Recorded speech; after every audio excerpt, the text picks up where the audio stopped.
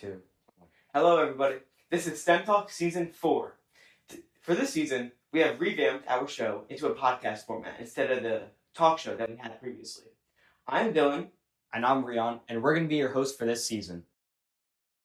Episode 1 of Season 4 of STEM Talk. I'm Dylan Bumdana, your host, and I'm Rion Sangani. These are our two guests, Ritesh Vishwas and Karthik Balakrishnan. Yeah, so today we're going to be talking about AI and how these gentlemen are with AI in their fields and how STEM and AI have many correlations. So yeah, please introduce yourself. Yeah, I'll go first. Again, my name is Ritesh Biswas, and thanks for having me on the podcast. My background is I'm what I call a Big Four lifer. So this is Big Four Consulting, the four largest consulting firms on the planet. I've worked at three out of those four, and I constantly use technology to transform my clients' businesses. And now, obviously, it's AI. It's very groundbreaking and fundamentally transforming my clients, and I'm using it to transform their businesses. So. Again, thanks for having me on the show. Yeah, same here. Thanks for having me as well. I'm Karthik. I've been in technology for the past 25 years. With Google right now for the past close to 6 years, mostly working on a lot of products, infrastructure products, and not really directly working on AI, but AI is a big focus in Google. So we're all exposed to it in one form or shape. Sounds good. All right, so I think that kind of leads to our first question. What kind of sparked your interest in AI, and how's your view of AI changed over time? That's me? Yeah, I can go. Let's go for that. So we've been doing this 20 something years, and there's always shifts that happen in technology.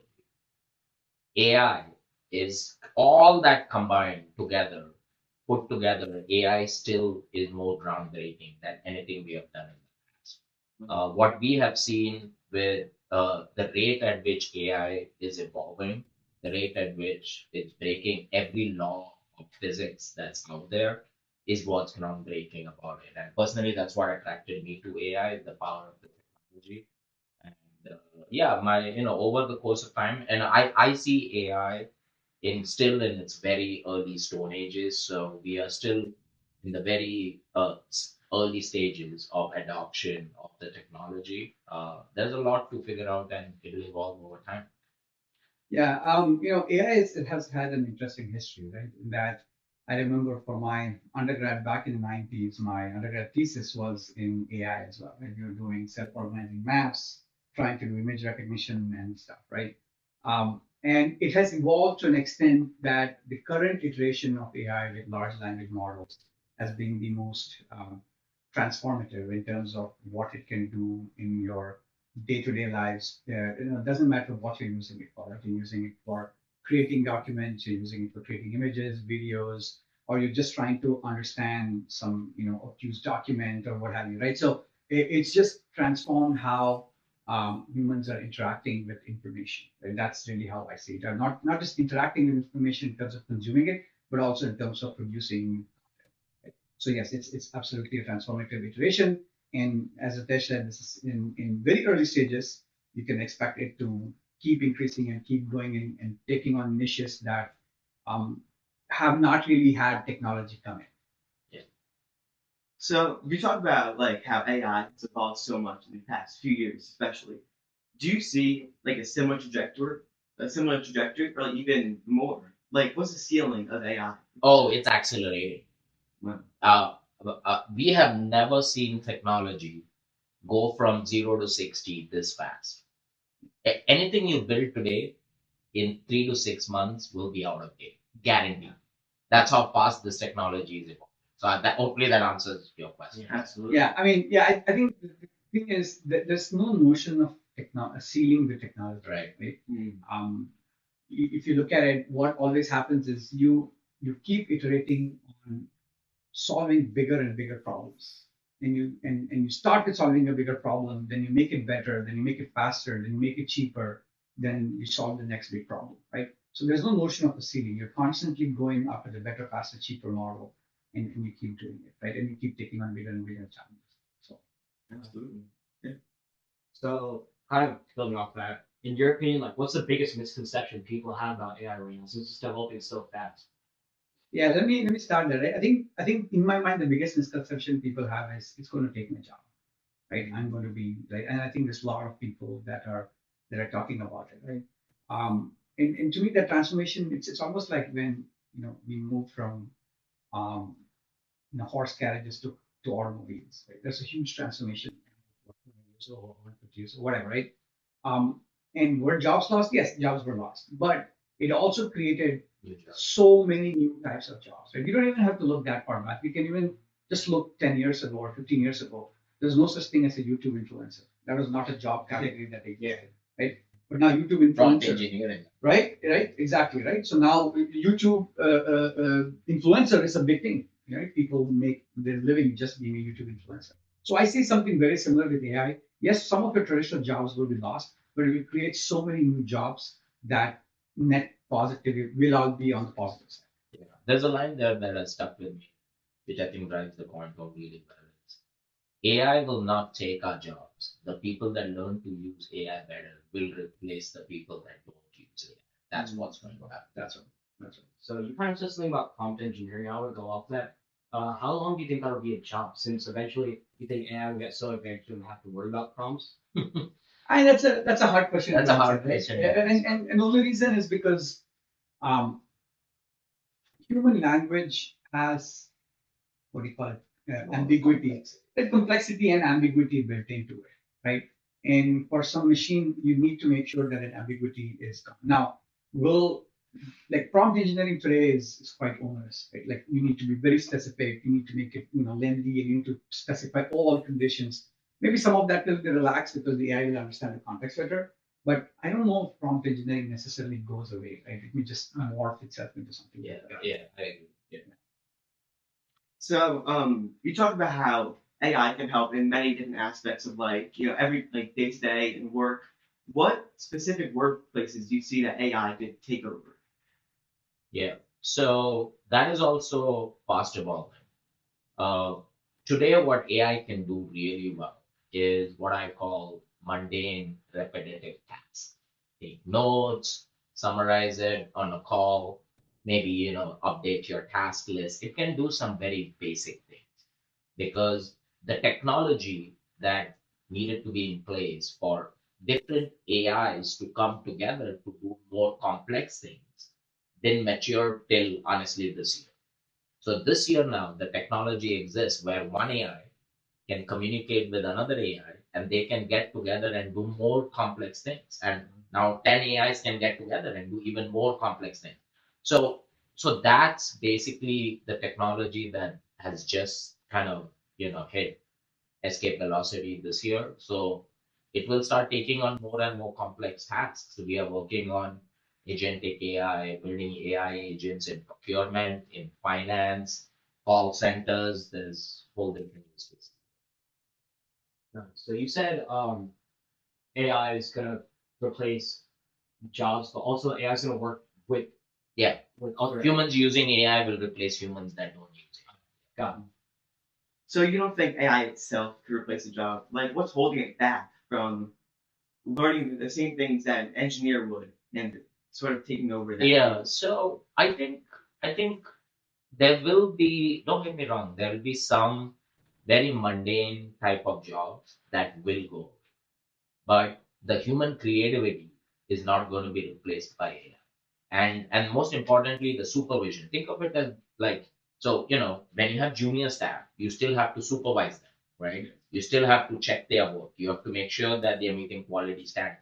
All that is still going to stay with the humans. We will all the grunt work, all the mundane stuff is what AI will do, and those jobs is probably most at risk. Yeah. I mean, so yeah, right. There is an evolution, right? Um, so let's say you have an AI running, right? It's not just going to do everything, right? You still need, like they said, you need somebody to tell it what you need to do, right?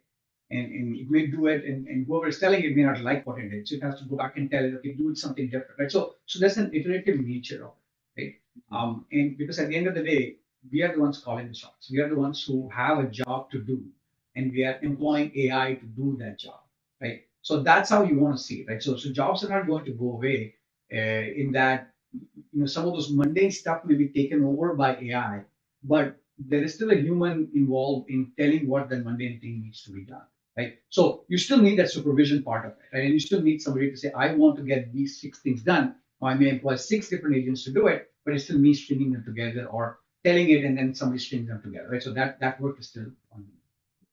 So you guys both touched on the fact that AI can't replace human creativity. So what do you think about the AIs that are already being used in like the creative field, such as image generation or video generation?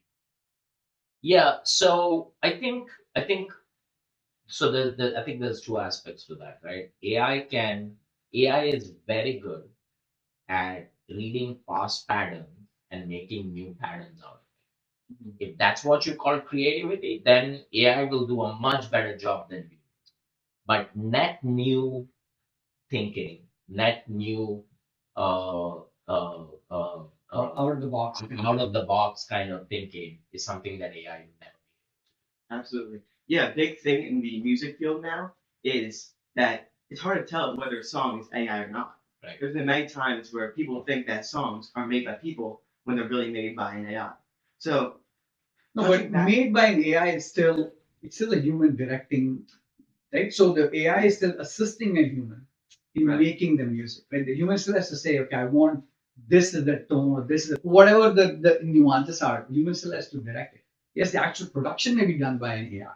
Right? This is no different than saying I'm using a piano to do it, right? So in producing the music, you're just driving the piano, right? Whereas the piano is making the music, right? So in a similar way, right? I mean, maybe I'm simplifying it too much, but at the end of the day, you still need a human to what sort of music to create, right? And how to layer and structure it together, what instruments to use, how to make them, right? So to bring it all together, you still need a human to do it.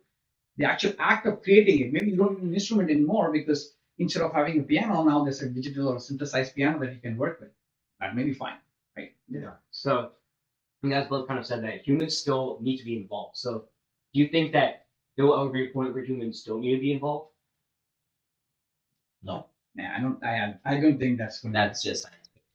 That's So a big topic is AI in schools. It's a big controversy with teachers restricting AI use and Right. students using the AI.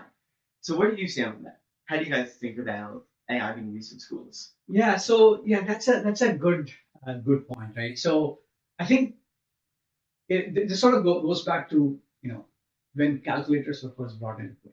Mhm. And I remember Yeah. when we grew up and we were doing math, there was no calculators. Right? It doesn't matter what we did all the math in our head, right?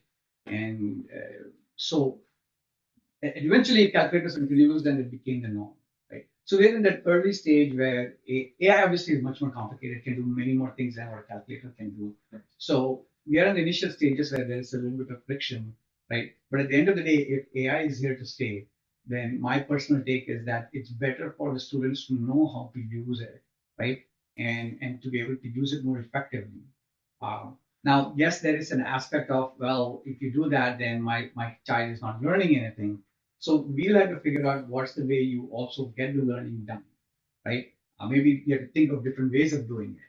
But by just shunning AI, they come into the workforce and now they're at a disadvantage Yeah. because they're not as effective as other kids are using it, right? So to me, it's never a question of shunning the technology. It's more like how do we work with the technology to make sure that the dual goals of having the kids learn and be independent, as well as being aware of what's happening and using it to their full potential are work. Yeah. So you won't like my answer to this. I'll tell you that right now. Because one of the thought leaders that I follow on this, he put it very eloquently a couple of weeks back. He said, every child, when they're in school, they should be made to do their homework twice. Once with AI, once without AI. So they learn how to do it without AI. But then they also can fact check and when AI is hallucinating, they know how to catch it. So do you think that AI should be taught in schools not so that students can get their work done faster, but so they can make things easier for themselves? Yeah, I would say definitely, right? In that, students, the days are long. There are a lot of things they do. There's a lot of drudgery and stuff built into it. So incorporating AI into their daily lives will help them at least be a little bit more optimal, a little bit, faster with some of the things that they have to do. Yeah, no, there is an impact to learning. We'll have to figure out how best to make sure that, like the previous question, right? Maybe you do the one without AI, one with AI, right?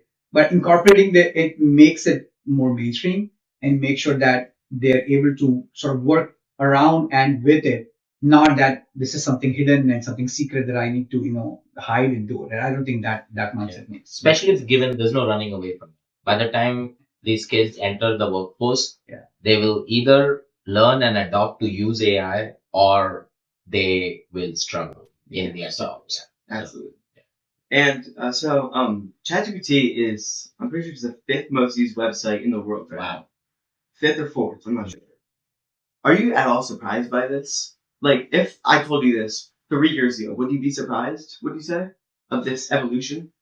Absolutely. I remember the statistic that of all the apps, if you will, that reached 1 billion users, like how long did it take, say, something like Gmail to reach 1 billion users versus ChatGPT? ChatGPT reached 1 billion users very quickly. I mean, I don't know if it's 1 billion or 100 million or whatever. There's some number. Whatever the number is. Whatever the number. It was one of the fastest apps to reach that number, and it reached it in 2 weeks or something like that, right? Wow. So yes, and that is mostly because up until then, right, it's not that AI wasn't around. Like I said earlier, AI has been around for a long time. It's just that the use cases or what you could use it for was not a lot. You couldn't use it in a lot of places. And wherever you used it, the quality of it was not really that much, right? But the moment ChatGPT brought the transformer model, the large language models, and all those things, they were able to demonstrate a sea change in how they were able to achieve the same thing that could not be done earlier. And that just spurred a huge rush of everybody wanting to use it and wanting to play with it. And it's just an upward growth from it. So was I surprised then? Yes. But now, At that point, yeah. now what I know about the amount of capital and research that is going into AI, I won't be surprised if we have 5 more breakthrough moments like ChatGPT in the next couple of years. Because there's a lot of research, a lot of money, a lot of excitement around this. Yeah. So we're kind of talking about how fast AI is developing and how fast it's being used more. And you're talking about AI in school. So if you guys were designing an AI course for a high school student or a middle school student, what would you include in it? And what was the first thing they should learn? Ooh, that is an interesting one, right? I mean, I think, look, at the end of the day, it's like start off with basic introduction, right? Like, I mean, again, what grade level are we talking about, right? Like, starting if you want 9th grade, it could mostly just be about what it is, right? It's like an intro to it. Just an intro to AI, give a brief history of how it evolved to where it is, right? And then just go deeper into the various parts and nuances of it, right? But the challenge is, by the time you finish the course, new things sort of come up already, right? Yeah. So the course becomes obsolete even before it is fully done because the tech is moving that rapidly.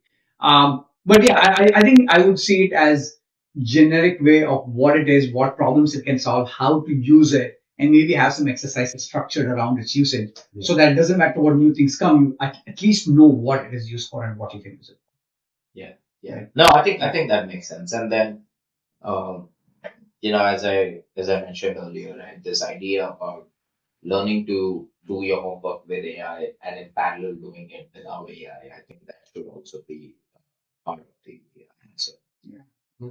And actually, if you sort of extend it further, right, like just like how you have robotics classes now and students go build robots, There should be AI club. there can be AI competitions in AI clubs where you build things with AI, right? That's that's how you get the innovation, sooner and earlier in the cycle. Yeah.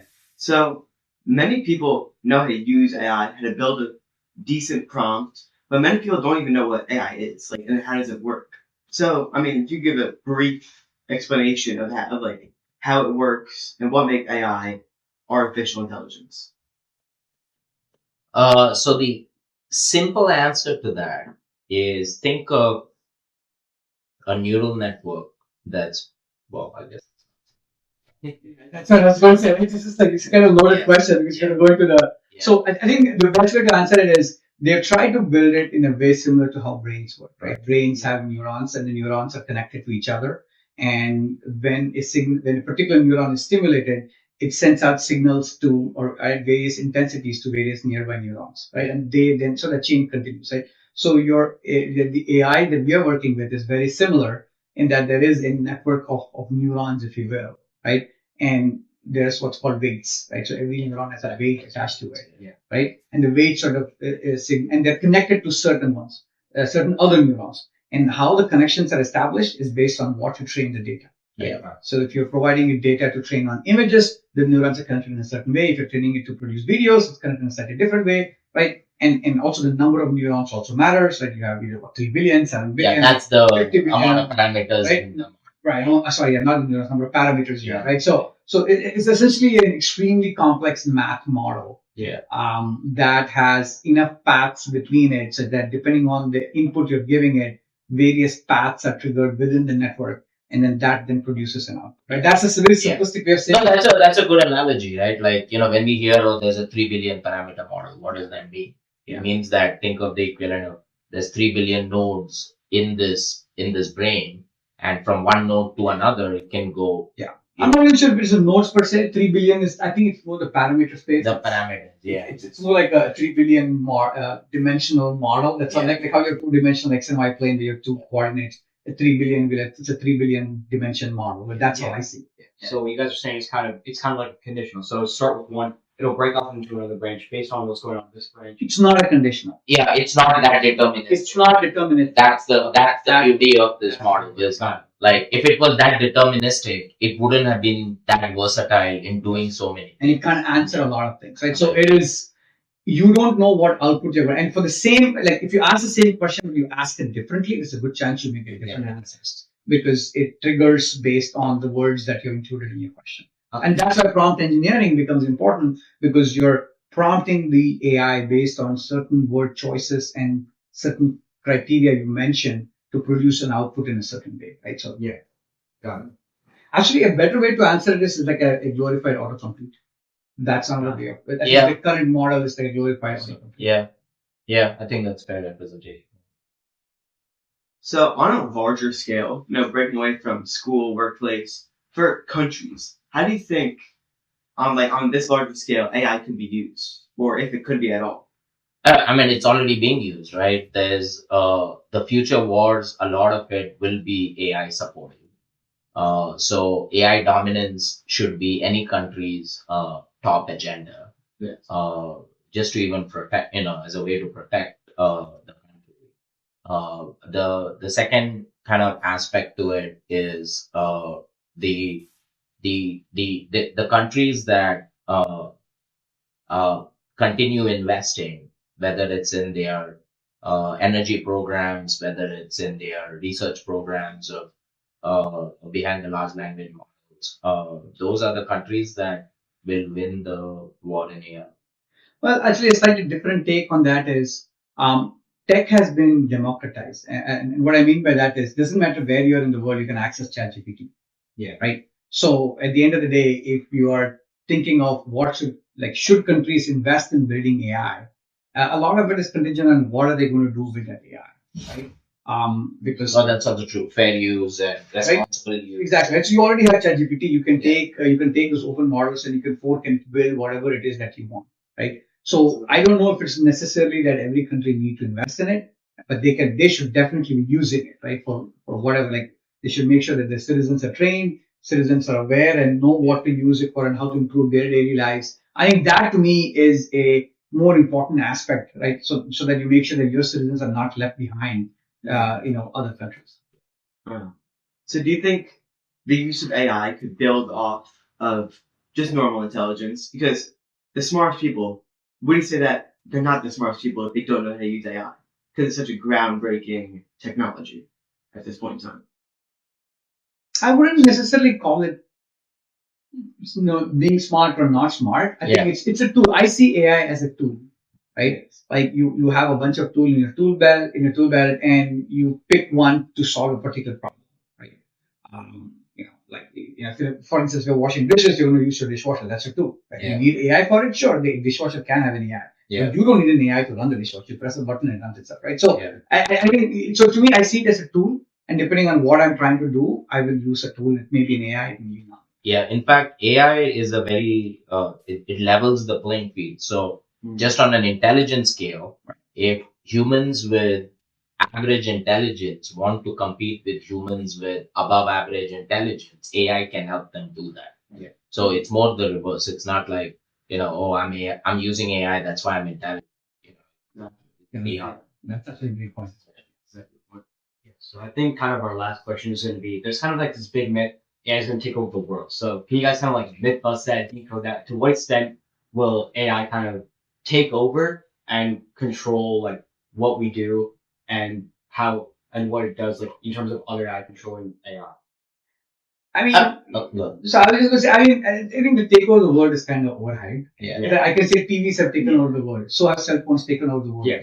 Yeah. So what? We all use it, right? So what's the big deal, right? Yeah. So I see it in a similar way. It's a tool. Yes, it's going to take over the world. Everybody's It's gonna be everywhere. everywhere, right? Everybody will use it, and that's as a human race, we're going to uplift everybody because we have now tools that can benefit you in your daily life. Yeah. That's at least how I see it. Yeah, I think that's the way I see it. The only I think call out there is the frontier models that a lot of the big tech companies are working on. This is AI that will be powerful enough to make its own decisions. Those are the only ones that I think once we have frontier models and AGI, we need to make sure that we have regulation in place. Otherwise, Yeah. it will go out of control. Absolutely. So kind of talking about regulation, what values have you guys set with AI yourselves? I would say that for the kind of uses that we are putting it, they're really like I don't see any reason to put a limit on it. Like I'm using it to synthesize information, right? There's a market news about some stock, some particular company. I'm interested in investing in it. I use AI to synthesize what happened, right? So I don't really see a reason to put boundaries on what we are, right? Yeah. But I guess so. Once you come to the AGI kind of a scenario, Well, or even right? even like so for us, obviously we are using it in our day-to-day lives, but like banks are using AI to make credit decisions. So now it's a good question in that context, right? So the boundaries that you want to put against in that use of AI is make sure that there is no bias in the credit decision making. Make sure that the AI is not being thrown off by the data that it's seeing. So there's all sort of these like AI guardrails that you need to put in a business setting when you're using AI. That's it. Do you have any more questions? I think it's all answered. Awesome. Thank you so much for joining Yeah, no, us. thanks for having us. It's just fun to talk about. Yeah, Absolutely. Thank you guys so much. All right. Thank you guys for watching STEM Talk. Episode 1, and there's many more to come. Thank you for watching. Perfect. All right. This is good. Glad we did.